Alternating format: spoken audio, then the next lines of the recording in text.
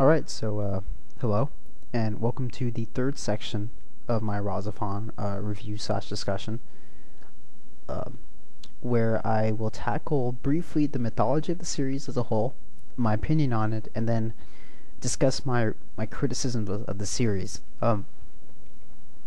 So, I mentioned before in one of the previous sections of the discussion that RahXephon is based upon a lot of Central American influences, such as the Aztec Empire, the Mayans, the Incas. Um, a lot of the terms are come from an origin like this. There's Yelteotl. In the series, this is a state of godhood.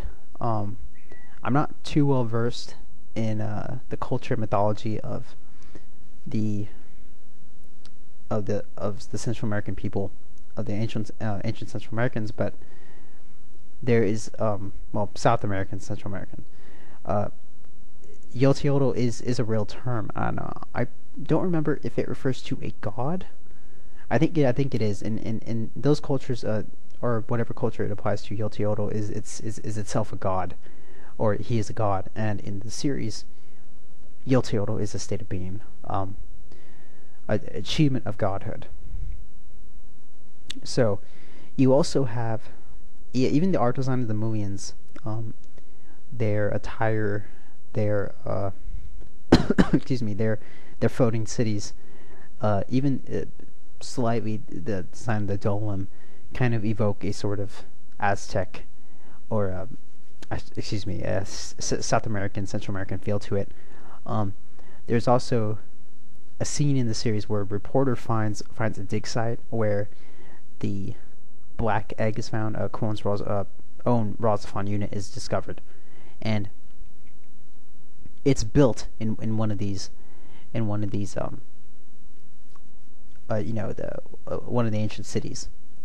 And I suppose it's implied then that the Mulians inspired the ancient, or these older humans, and the older humans created their religions based upon the Mulian technology, the RahXephon system, as designed by Baba.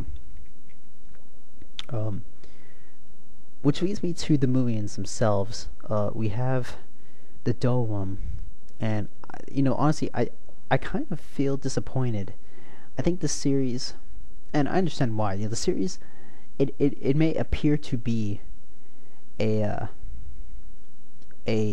mecha anime. It may appear to be robots versus monsters, but it really isn't that. In fact, the fight scenes in RahXephon take maybe a couple of minutes. They usually only serve as some sort of climactic point in the series, but they're never the highlight. I know I want to devote the next section of the discussion to the similarities between Evangelion and RahXephon. But I want to make note here that Evangelion, with its angels, typically devotes an entire episode to the defeat of an angel. The angel is what the episode revolves around. This is not the case in RahXephon, where the Dolem they typically come on, they come on screen, they cause some havoc. The RahXephon goes out and destroys them through some sort of Deus Ex Machina. Iato is usually pinned down. He's about to be defeated, and then Ishtu appears, pulls him out of the darkness and into the light, and he defeats the Dolem. So, the show is formulaic for several episodes in that regard. But nonetheless, it's not about robots fighting robots, or, robots fighting monsters. But what is interesting is that the design of the Dolem are incredible. I have to give props where they're due. I have to give credits where it's due. And the art design of RahXephon in general is very good. The Dolem, they have some really great imagery. They evoke a lot of good feeling. They're very alien, which is the point. It stresses that the Mulian and the humans, although similar, have incredible there's an incredible threshold of science and technology between them. In the Mulians, their science and technology appears almost as if it's magic to the humans. there are a lot of scenes where you have these automated human biplanes attack, or fighter jets attacking a Dolum, only to be easily wiped out. You also have a aspect of the Dolum, which are monsters created of clay, of rock. Many of you are probably aware of the Golem, which is a supernatural creature that comes up a lot in folklore, where it's created by a sorcerer or magician who imbues a creature of rock or clay with life, and it becomes its servant, his or her servant. And there's no doubt that golems were the inspiration for the Dolums, because the Dolums are much in the same way. They are creations of rock, of clay. They are powered by what we can only imagine as magic. They also have a connection to a Muian, as in a Muian shares a sort of a synchronization with a Dolum, and if the Dolum is destroyed, the Muian is killed in the process. While they're synchronized. Which, if I'm not mistaken, in the process of creating a golem, a magician has to create some sort of contract, or he has to use his blood. He has to use some part of himself. I may be mistaken. Don't take my word for that. Anyway, so the Dolum are very interesting, and they all have these kind of unique abilities, these unique designs. They always have the uniform kind of female face singing. It's haunting in a lot of ways. It's unfortunate that they're wiped out so easily by the RahXephon. You wish they would get more screen time, but it's understandable. And the show is not an action show. The action is a complement to the drama. But anyway, that's the Dolum. There's also the character of Bobbum, who Bobbum is the orchestrator of the entire series. He isn't the big bad, I would say. Bobbin doesn't specifically look to cause ruin. He simply wants to see his new world tuned, and so he set all of this into motion. The Mu War, the Dolum. He set it all into motion, and he's actually very detached. He's sort of like this almost godlike figure who is observing events and only interferes when something happens contrary to what his plan entails. When Kuon attempts to merge with her RahXephon, or activate her RahXephon before her time is ready, Bobbum interferes. He snaps her back. You know what? Don't get greedy. Don't be hasty. Tells Kuon, and it shuts her down. And he's very interesting, because we're led to understand that Bobbum is not necessarily affiliated with the moves. There is Maya. There's Maya and the Muians, and then there's Terra and the humans, and they're the ones fighting. And above them is this Muian Bobbum, but Bobbum is not on the side of the Muians. He is observing.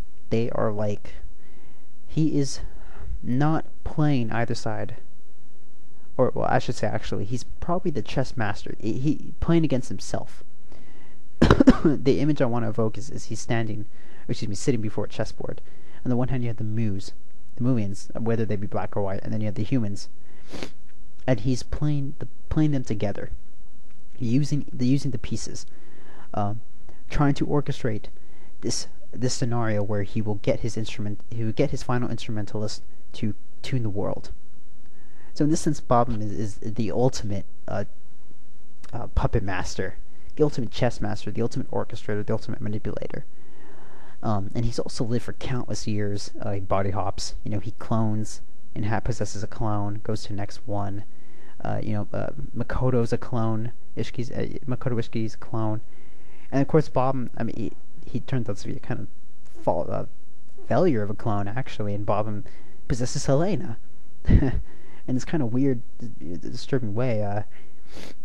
He's certainly something else.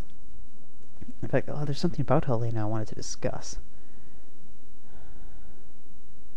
But again, yeah, we have Bobbum, who possesses and possesses and possesses and continues to manipulate and continues to manipulate and continues to manipulate, all for what we get the sense is a tuning. Is it worth it? Do we ever get an answer as to why he wants the world tuned? No, we don't. As far as I can tell, maybe there is, but I have not seen that in watching the series multiple times. I have not found any answer. The best thing I can say is that Bob is simply, you know, Messiah complex or some sort of God complex where he has this power and he wants to see it used. That's all. So we've covered the movie in general, and Bob and some of these different things. But the mythology of RahXephon, excuse me, the mythology of RahXephon is very extremely vast and complicated, and the show itself does not treat the viewer like the viewer's stupid.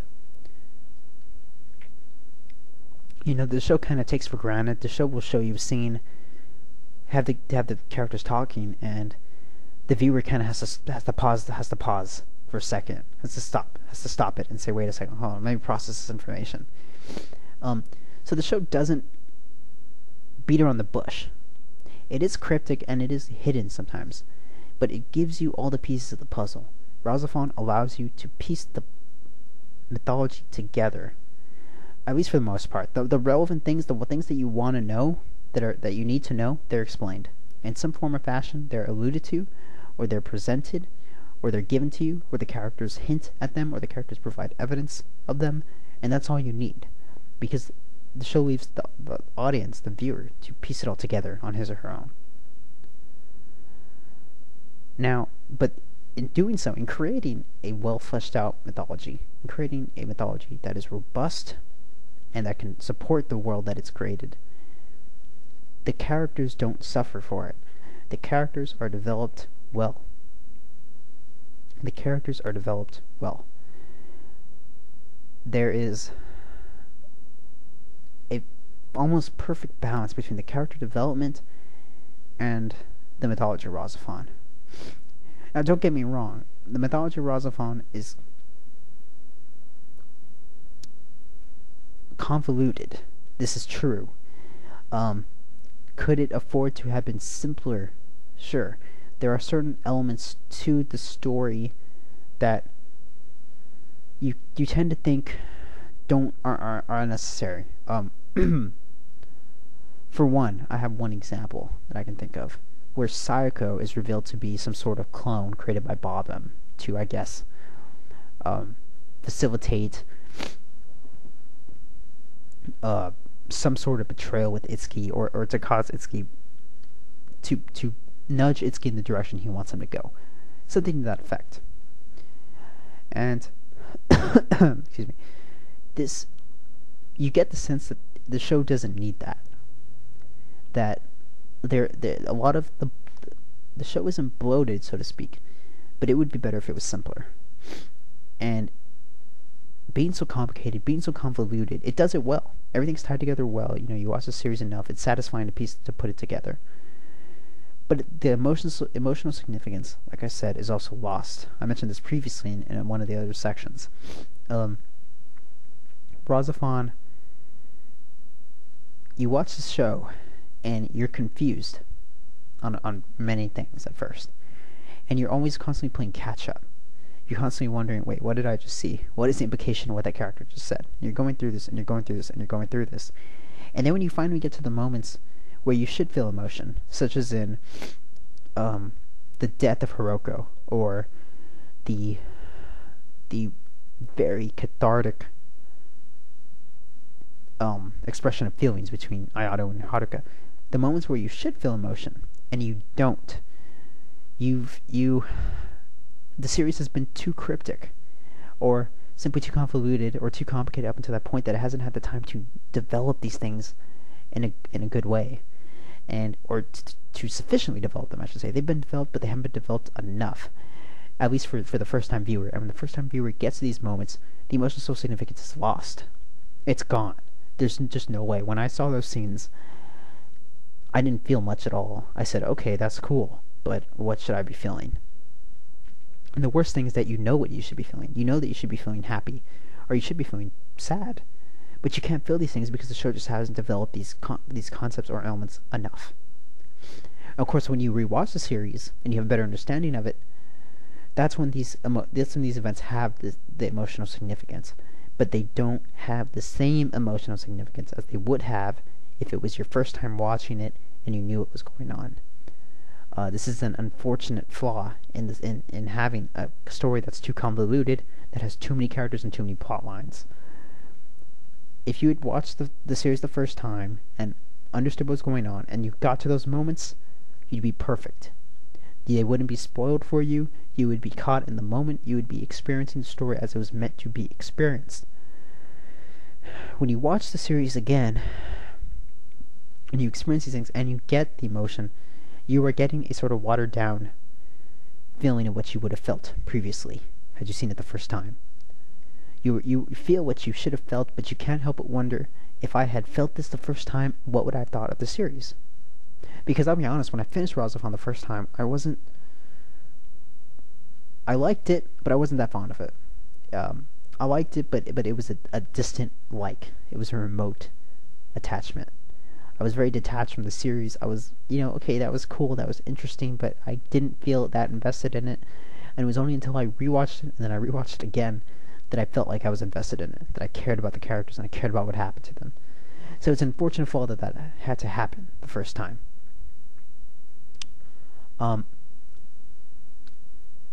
There's also again, we come back to the convoluted nature of the series. I shouldn't say convoluted, it's complicated. We come back to the complicated nature of the series. And so these emotional events are downplayed because there's simply too much. There's a certain... The nature of the series and the issues it tries to tackle, it tries to be metaphysical. Again, you have the issue of Kuon, or Reika Mishima, or actually, excuse me, you get these scenes again, and it feels as though the show again is trying too hard to be cryptic, and these characters don't have the same emotional appeal that they would have otherwise. Again, I'm not sure how the series would be if these characters were normal, with quotes, quote unquote normal, conventional, but we can't know. And I just get, it's something that you have to wonder about. You also have the ending of the series where Ayato tunes the world, and essentially history is rewritten, so that the events of the series technically never happened. Now, I have issues with these type of endings a lot. I take issue with these type of endings because typically they render the whole story moot.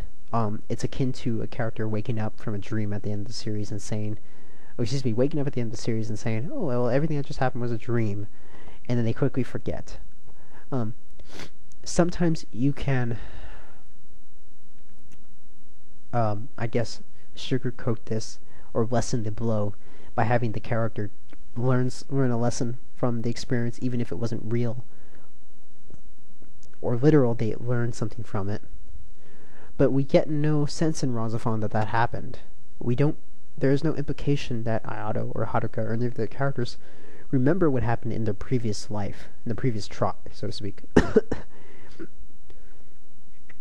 So it can be difficult to reconcile that. It can be difficult to say, oh, well, so did it happen? What was the significance of that happening? It's easier to accept because RahXephon, the characters are in a better place. Not meaning they're dead, but that they're, at the end of the series, everything kind of ends. It's very apocalyptic, and then at the end of when Ayato retunes the world, everybody seems to be where they should have been. Everybody gets their happy ending, and the audience is more likely to embrace that and say, okay, I can accept that. The characters are safe, they're happy. What went wrong, and now it's been fixed, it's been resolved. All of that happened so that they could get this sort of paradise, idyllic life. So, in that sense, it's easier to accept RahXephon's ending. Again, there is still an element of cheapness to it, of it cheapening the story. That cannot be denied. You cannot get away from that ending. But it does an okay job. It does it. It lessens the blow, and I'm happy with the way it ends. In general, how it is.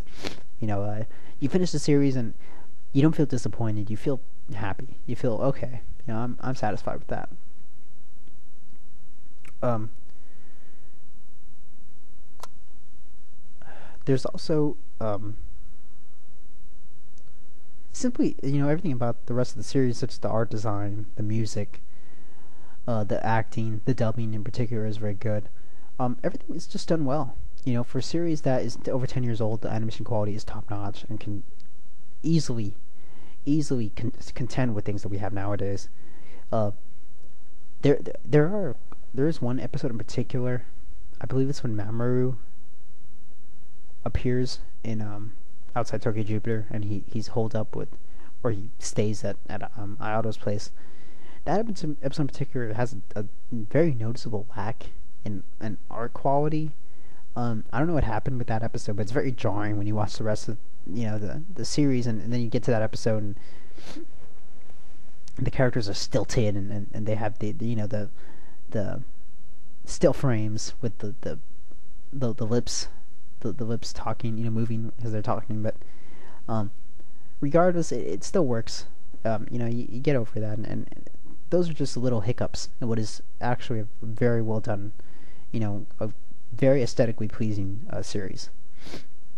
So I have nothing bad to say, and of course the music is beautiful. RahXephon is a series about music, and it has some wonderful tracks. I think my favorite is, again, I think it's called Adolescent, which is very fitting. It's the scene whenever Ayato and Haruka share a romantic moment, and a meaningful romantic moment, and it's a beautiful theme, very nostalgic. It's certainly fittingly titled. So art design, music wise, writing wise, everything about RahXephon is just top notch.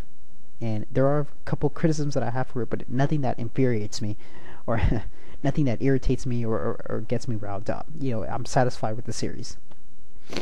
So lastly, the one thing that I want to discuss in terms of from a critical perspective is the film. RahXephon, the TV movie, Plurialitis Concertus, I believe. Oh, I'm probably butchering that, and I apologize. But yeah, I don't actually like this film at all. Which is not to say that I don't like RahXephon. The RahXephon TV series is wonderful. It's really wonderful. But the thing about this TV movie is that it attempts to condense the entire story into like 45 minutes. I don't even think it's an hour long. Maybe it is. Maybe at most it's an hour and 15 minutes long.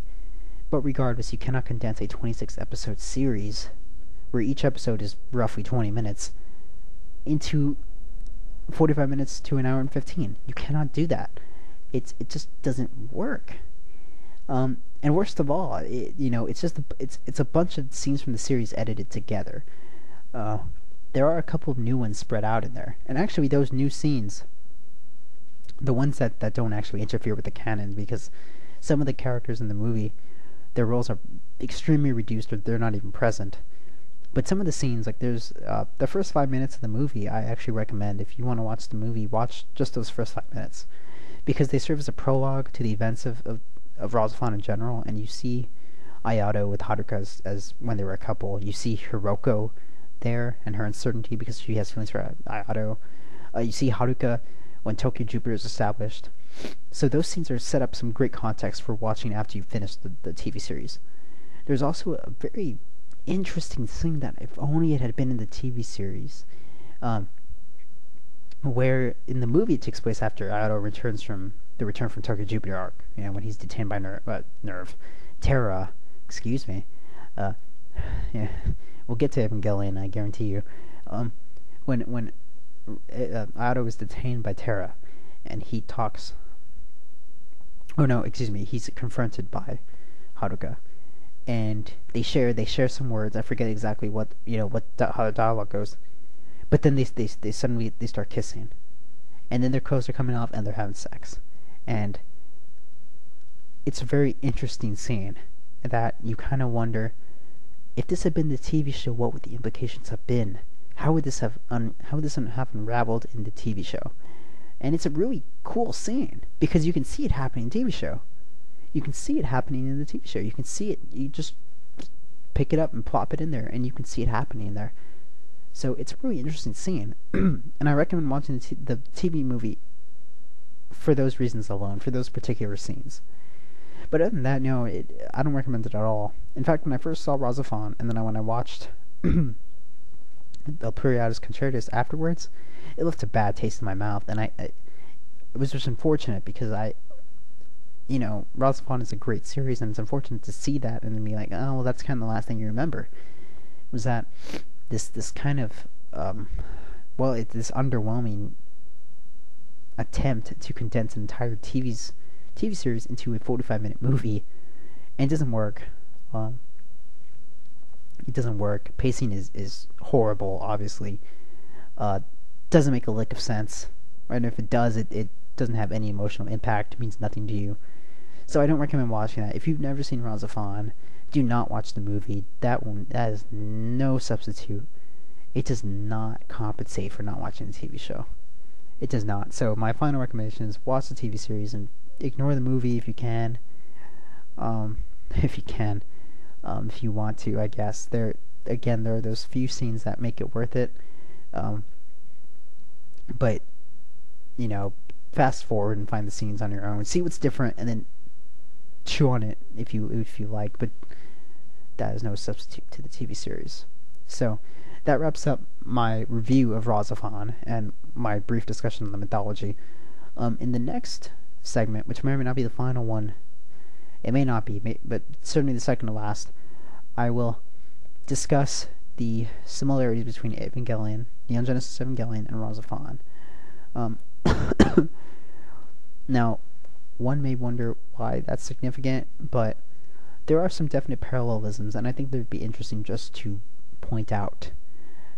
But the series are very different, and RahXephon is probably the better series. Definitely the better series. Even though I liked Evangelion more, and what can I say? You can't account for taste. But regardless, thank you for watching so far, or excuse me, listening, I should say, and hopefully you enjoyed it. And listen to the next one if you're so inclined. Thank you.